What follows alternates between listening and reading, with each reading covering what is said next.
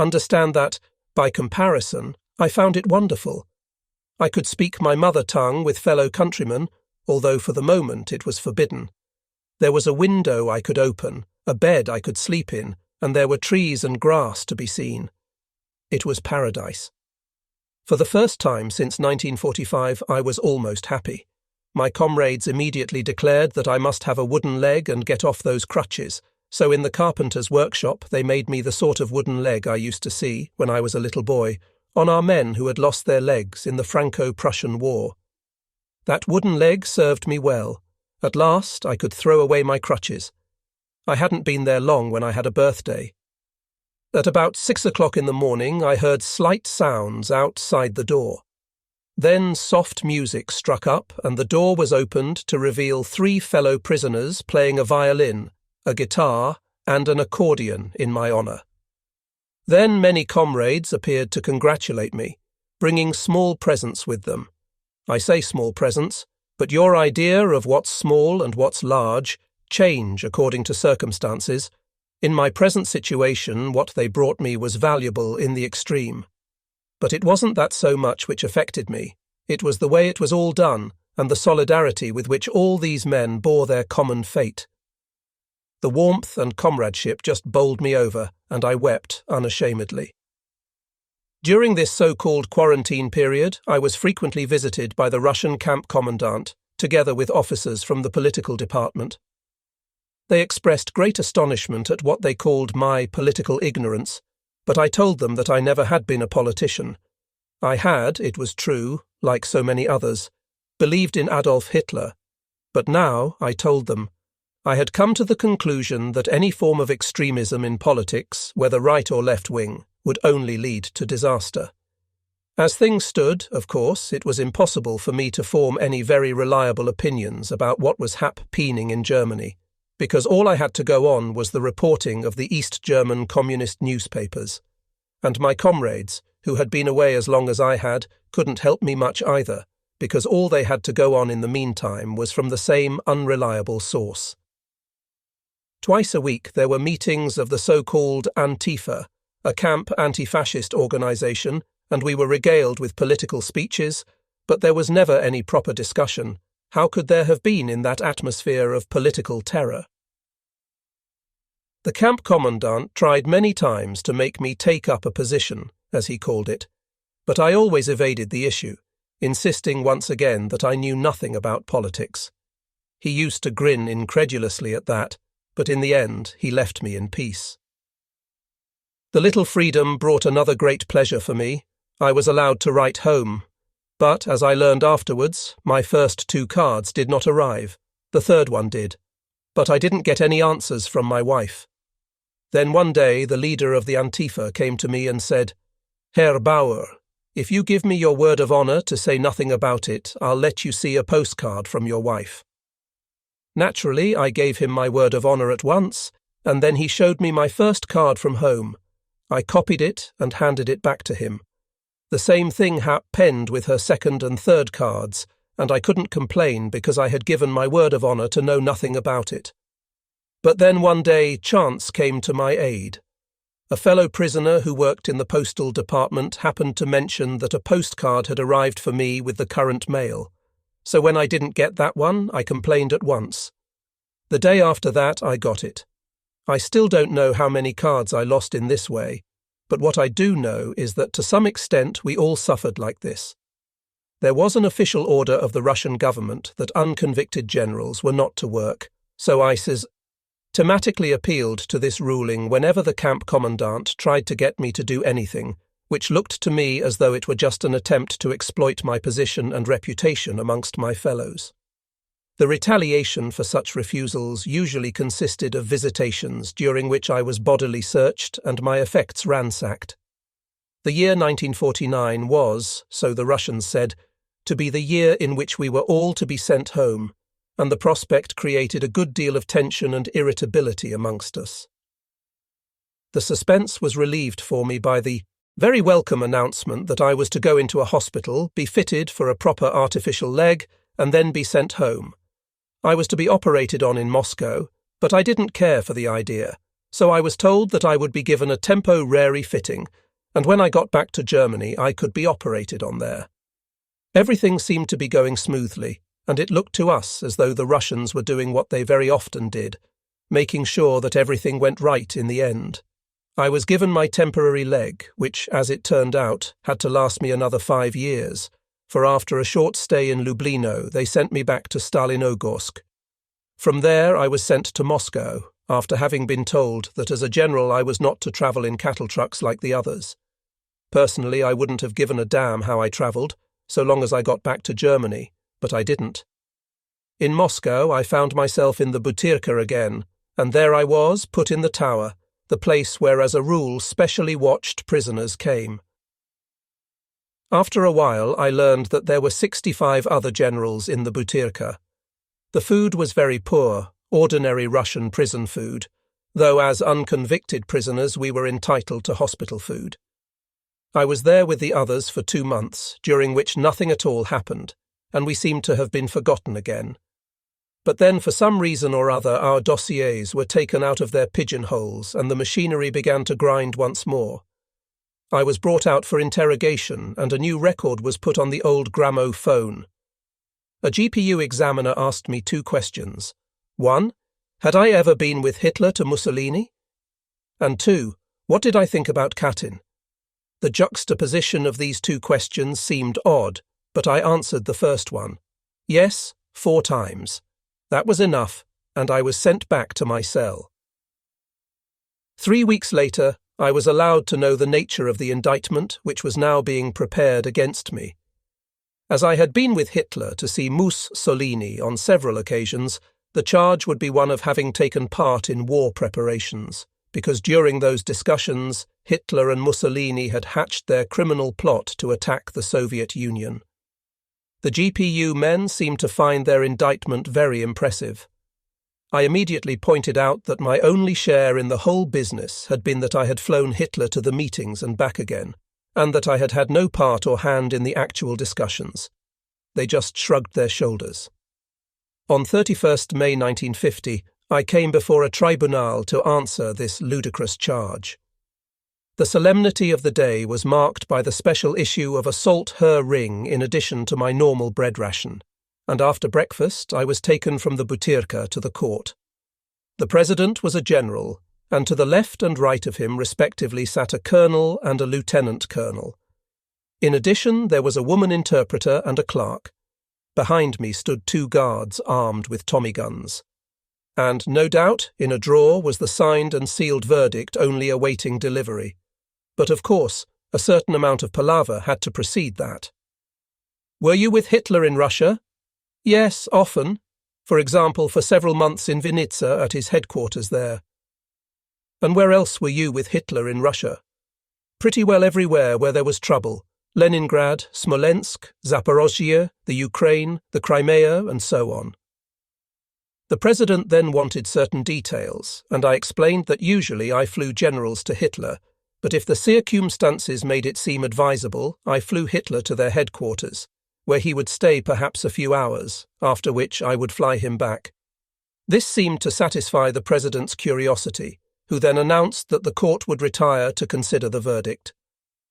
About an hour and a half later, I was brought back into court, and the verdict was read out to me. As the Pris owner was in various towns with Hitler, and their planned crimes against Soviet citizens and against prisoners of war, he is to be regarded as co-responsible with Hitler, and he is therefore sentenced to 25 years in a reformatory labour camp. I declared once again that I bore no more responsibility than a train driver, and that I had never taken any part in any military discussions. But the general declared shortly that such matters were no longer open to discussion, and that I was now validly convicted and sentenced. However, if I felt that I had been wrongfully convicted, I could lodge an appeal within 72 hours. 2 others got their 25 years labour camp that day, and then we were taken back to the Butyrka, not to our old cells, but to common cells for convicted persons, containing between 20 and 25 prisoners. The same day, a number of other generals who already had their 25-year sentences were put into the same cell. The whole thing would have been ridiculous but for the fact that we knew that the idiocy was deadly serious. I lodged my appeal promptly, of course, but just as promptly, within 24 hours, it was rejected. On 15th of July 1950, we were taken out of the Butyrka and sent to Krasnogorsk, together with several hundred autheurs collected from various Moscow prisons, all with 25-year sentences. Some of the stories the convicted men had to tell would have been very funny, except that the result was far from amusing. Some had been convicted on indictments which had obviously been drawn up for other people. There were cases where Cuba had been mixed up with Baku, and Athens with Aden, and so on. But just to wipe the grins off our faces, there were some very disagreeable gaps in the ranks. Some of our comrades had been unable to stand the strain, the merciless chicanery, the constant interrogations and the senseless accusations. And at night, when each man was alone, there was the thought of that 25 years stretching away into the future. Which, if any, of us would survive that long? For the moment, however, we weren't left a great deal of time in which to think about anything. We were first reshuffled according to Russian practice, and then pushed around first here and then there. Some of us were sent from Krasnogorsk to Stalingrad, and others went to the Urals. Some of us stayed for a while in Krasnogorsk, and then went after the others to the Urals, and none of us could tell why one went here and the other went there. Special difficulties arose in my case. In the night of 31st of July, I was taken from Krasnogorsk to Borovichi, a place between Moscow and Leningrad. But when we got there, the local prison governor declared that as I had been convicted, he couldn't accept me. His was a remen prison. Whereupon the leader of my escort insisted that he had specific instructions to deliver me to Borovichi prison. It looked like a deadlock, but after hours spent on the telephone in an effort to resolve the impasse, the governor of Borovichi prison won, and my escort had to cart me away again. There were 2 prison camps in Borovichi in addition to the prison itself. One was a camp for prisoners who worked in the mines. I was taken to the other one. I was glad, at least, to find that I was still with Germans. Now that I was a convict, I was no longer entitled to general's food, but at least the camp food was better than prison food. From the beginning of the conviction phase, all contact with home had ceased. We had received nothing, but we had been allowed to write. Now and again we had even been generously allowed to write an extra letter, as a special privilege. Later on, we learned that all these letters, after having been solemnly collected, were destroyed. Out of thousands of letters and postcards, not one was forwarded. When we realized the situation, we began to fight for the right to send and receive letters from our families, and there was more than one dramatic scene in which the Russians played a deplorable role. More than once, after a discussion about the simplest rights of man, the local Russians would shrug their shoulders shamefacedly and hide behind their government in Moscow, assuring us that one day, for certain, it would allow us to write and receive letters. In this situation, without news, and without being able to give news, we suffered grievously.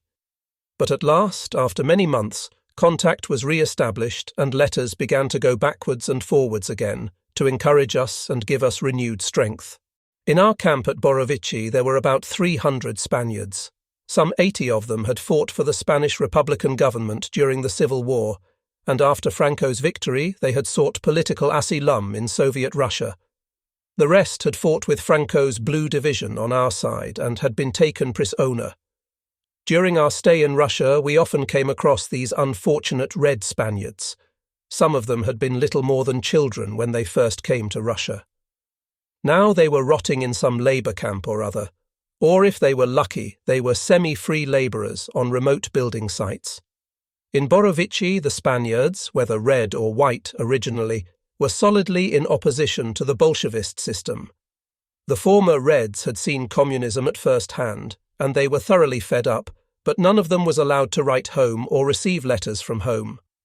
Somehow these men from sunny Spain seemed almost more out of place in Russia's great barren plains than we were.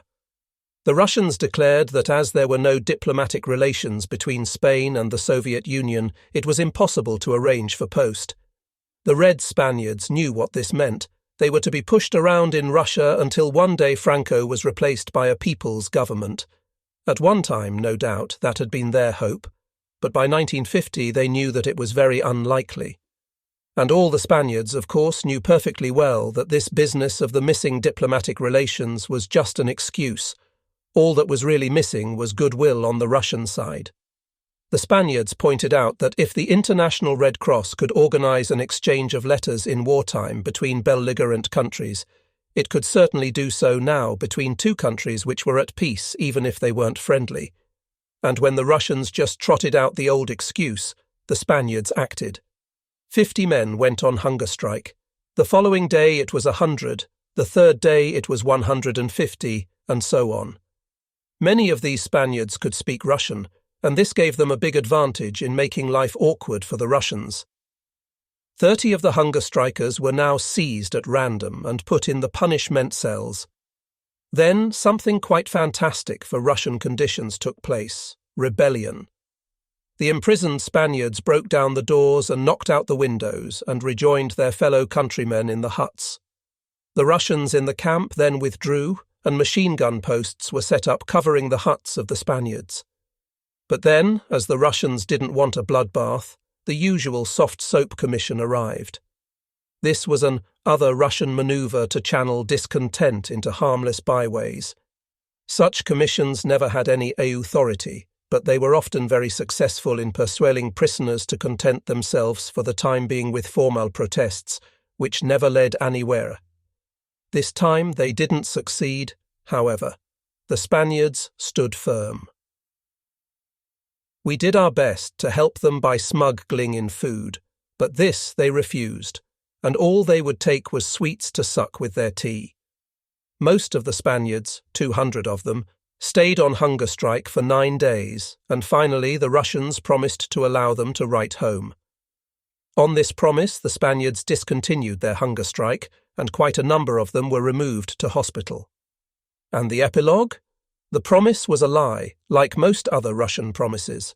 The Spaniards were not allowed to write, and in order to prevent concerted action in future, the Spanish contingent was broken up and distributed over a variety of other camps.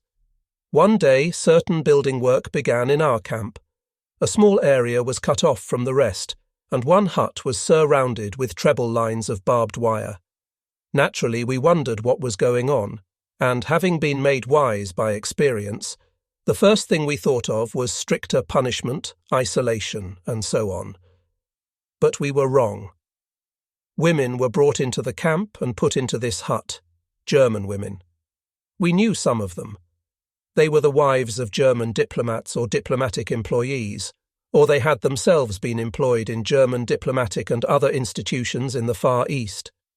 They had been taken prisoner when Russia hurried to take part in the war against Japan before it was all over.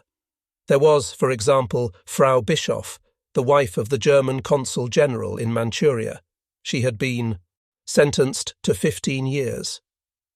Her daughter, as a 15-year-old, had played the accordion at a meeting of the League of German Girls.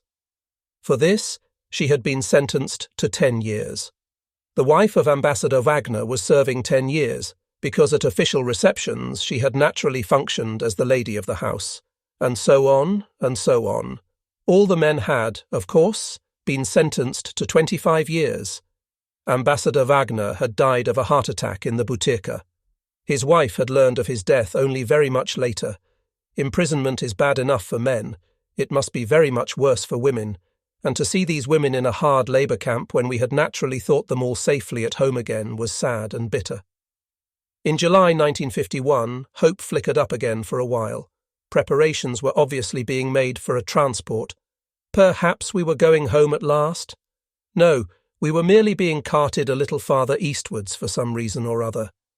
Even in the ordinary way, the transport of prisoners in Soviet Russia is bad enough, but the transport of 25-year men like ourselves is something truly terrible. Mallet transports they are called, and for a very good reason. To check as quickly as possible from time to time whether any board has been loosened on the way, through which prisoners might escape into the open, parties armed with mallets go right along the train, hammering away at every board in the sides, bottoms and roofs of the carriages. The effect on those cooped up inside is shattering. Horses or cattle would never stand such treatment. They would just die. And then the constant countings to make sure no one is missing. The transport guards seem to be chosen for their brutality and their delight in knocking their charges about, and to the accompaniment of curses and shouts and a stream of obscenity they drive their prisoners from one side of the train to the other with shoves, blows and rifle butts, so that anyone who can't move quickly is badly off. At normal temperatures, such a transport is bad enough, but in hot weather it is hell itself. All the doors are closed, and the prisoners are lucky if the small slits guarded with barbed wire are open. To lie on there is nothing but hard benches or the floor, and before long you ache in every limb. Only too often the water tubs are empty, and at halts the guards can't be bothered to let the prisoners whose job it is go out and fill them. At certain doors down the prison train there are grooves to allow the urine to pour away onto the track. The nay. Boyhood of such doors always stinks, but in hot weather. And in the wagons the atmosphere is stifling. You pant for breath and find your body trembling despite the heat, and you know that your lungs aren't getting enough oxygen. You sweat and the water trickles down your body. And then it seems to happen only too often that your food consists of boiling hot soup. Of course, the prisoners are hungry. They are always hungry. And so they swallow the hot soup. There isn't time to let it cool down, and after that they are hotter and thirstier than ever. Far into the night, when the searchlights are on everywhere and the guards on the platforms are already huddling up into their greatcoats against the cold night air, it is still oppressively hot in the wagons, and the sweat. Dripping prisoners roll restlessly from side to side, seeking sleep. And when perhaps they have dropped off at last, an infernal noise will start up and creep slowly throughout the length of the train, as men crawl along the sides and the roofs hammering away with their mallets at one board after the other. Towards dawn, things are a little better. At last, the oppressive heat inside the closed wagons has been dissipated. But it does not stay like that for long, because the sun rises, and soon its pitiless rays are beating down onto the prison train again. In such circumstances, time seems endless. With a tremendous effort of will, I pulled myself together and began to give lectures to my fellow unfortunates on my experiences as a flyer, and others followed my example. The last blow during our transport fell in the neighbourhood of Molotov, when the shutters were closed over the ventilation slits, so that we then had no fresh air at all. Our train, which to any innocent outsider would have seemed to contain the worst criminals in the world, stopped at Pervo-Uralsk. The Soviet government had decided to concentrate German prisoners in this neighbourhood, and in order to accommodate them, many hutments recently built for the civilian population were requisitioned. When we were put into them, we could see from penciled observations and sketches here and there on the wooden walls, in the lavatories and so on, that they had been built by our fellow countrymen. But the tremendous thing about this new camp was that the hutments had never been occupied by Russians, and so they were free of bedbugs. Our own fellows now adapted them for camp purposes, making storerooms for potatoes and so on, big kitchens and other requirements. But the lack of bedbugs was about the only bit of luck we had in that camp. For example, the commandant was a brute of the worst type, and he seemed to take a particular pleasure in persecuting the sick prisoners and the older men who were no longer strong enough to do any outside work. Because I had only one leg, I counted as an invalid, and I was allotted to the tailoring workshop, where I made hundreds of pairs of gloves. I never saw any money for my work, and then one day I was told to report to the nachalnik or overseer. As you never knew whether you were coming back from such summonses, I put on my padded jacket, etc., so as to be prepared for the punishment cell.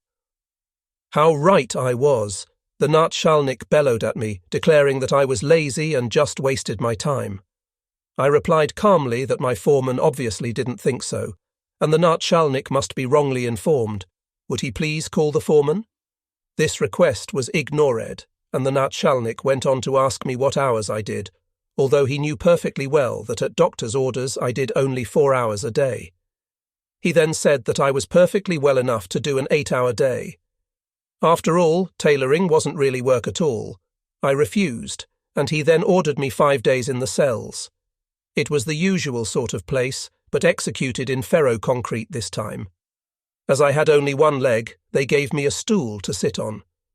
The other prisoners had to sit on the concrete floor. At nights we were given benches to sleep on. In the next cell there were 7 men. The nachalnik never allowed the cells to become empty. At night it was very cold, for although there were heating arrangements, there was never enough fuel. The first morning the guard arrived with a piece of paper and a pencil and ordered me to write down what I was in the punishment cell for. I refused, saying that if the nachalnik didn't already know, I certainly didn't. On the 3rd day he arrived with the punishment cell register, and in it the nachalnik had written that I was punished for laziness and bad work. I told him to take it away and tell the nachalnik it was a lie. The food in this camp was like the food in all the others, just enough to keep you alive, though sometimes we doubted it. Fortunately, we hadn't to find out, for now we began to receive parcels from home. Quite apart from what was in them, it is difficult to describe just what those parcels meant to us. They were comforting proof that we had not been forgotten. They strengthened us morally and physically and gave us renewed hope. In all prison camps in all countries there is, and must be, some sort of control on the part of the authorities over the contents of such gift parcels. But what the Russians did, sometimes before our eyes, to our parcels, which had been made up with love and care by our fellow countrymen and women at home, used often to fill us with impotent rage. At first we thought it was just the clumsy pawings of people who had never seen such things before, the way in which the gifts were packed, the tin foil, the bright paper, the fastenings, and so on, often made a greater impression on them than the gifts themselves. But before long it became clear that there was system in the way in which our parcels were wrenched open, things torn and often destroyed, or perhaps senselessly jumbled up. Of course, the very fact that starving Germany, every country in Europe outside the communist orbit, is ipso facto half-starving, could send such wonderful parcels was a mystery. But it was soon explained. The parcels were really being sent by the Americans, who hoped to be able to use us as war criminals again one day. Most of the guards could readily be fobbed off with such rubbish, but there were those who had had too much to do with us not to know the truth. And, be it said, there were Russians who did not allow themselves to be incited against us. It would sometimes happen that a Russian would secretly hand us things, a flower, a decorated twig, a beautiful bow, which had been in our parcels but had been deliberately thrown away by those responsible for searching them. A Soviet Russian has to know everything, even things he doesn't know, and he must never confess to surprise at anything he sees, for Soviet Russia has everything and can do everything, and better. One day a coconut arrived in a parcel. 3 Soviet officers were present, and it was obvious from their behaviour that not one of them had ever seen a coconut before. They handed it round, put it to their ears, rattled it, listened to the milk being shaken up inside, and so on. Finally, they called a man with a brace and bit from the carpentry workshop, and he bored a hole in it. The milk was then poured out into a cup, at which the faces of the 3 officers lit up. The mystery was solved. It was obviously a new way of preserving liquid, using wood instead of sheet metal. "We have a factory in Leningrad manufacturing such things," declared one of them blandly. It was a bit too much, and all the Germans present burst into uncontrollable laughter. It was only when a German doctor who spoke Russian produced a Russian encyclopedia and showed them the entry relating to the coconut, complete with illustration, that the affair was finally laid to rest. One theory had been that it was an ingenious way of smuggling schnapps into the prisoners. The war, and the consequent willy-nilly touch with the Western world, undoubtedly did a great deal to broaden the horizon of the Russians, but many things which we take for granted are far from being accepted by them. For example, the question of going abroad, in fact, not merely going abroad, but even writing to people abroad. By this time, life in Germany was beginning to grow normal. People were going abroad, for business and pleasure, and writing to friends in foreign countries, particularly to Britain and America, in the hope of finding long-lost relatives and so on. But for a Russian it is an axiom that anyone who goes abroad must do so at someone's instructions and on someone's behalf. In all probability he's a spy. These specifically Russian views on foreign travel and foreign contacts were, of course, held by the people who censored our letters. And when there was any mention of foreign contacts in them, the recipient was hauled before the GPU and called upon to explain on whose behalf this or that person had been abroad and what he had been doing there. It was all very disconcerting. My stay in this particular camp ended as suddenly as it had begun. One day I was told to get my things to Gether, and 2 hours later I went off. My new camp was only about 12 miles away, and it was known generally as the Austrian camp, because most of its inmates, 400 of them, were Austrians, though there were 200 Germans as well, and 30 of our wretched Spaniards had ended there. I found a lot of friends and acquaintances in this camp, and there were joyful meetings. Here, too, I worked inside the camp, for I was still regarded as an invalid, and it was here that for the first time I received money for my work, 40 rubles a month. Thanks to the regular arrival of parcels from home, it was now possible for us to celebrate special occasions, such as birthdays. Then there would be tea or coffee, sandwiches, chocolate, and so on to mark the day. And stories were told. During the long hours in camp, the art of telling a good story blossomed again. I, for example, had a good deal to tell. There were my experiences as a flyer, including a visit to Africa, my experiences during the war, and my experiences during the last days in the Reich Chancellery. But the Russians always had spies and talebearers even amongst us, and before long I was hauled before the camp commandant, who strictly forbade me to say anything more about the last days in the Reich Chancellery because this was, allegedly, pro-fascist propaganda, though, in fact, I always did my best to be strictly objective. Perhaps it was these stories which were responsible for sending me from camp to camp, but on the other hand, the Russians don't like sustained personal relations anyway, and they are always anxious to end them, so these sendings here and there broke up groups and, so to speak, reshuffled the pack. In 1953, we thought we spotted a ray of hope. Negotiations were taking place in Moscow between the East German Communist Grotewol and the Soviet government, and according to the East German newspapers we were allowed to see, all German prisoners of war, except serious war criminals, were now to be released.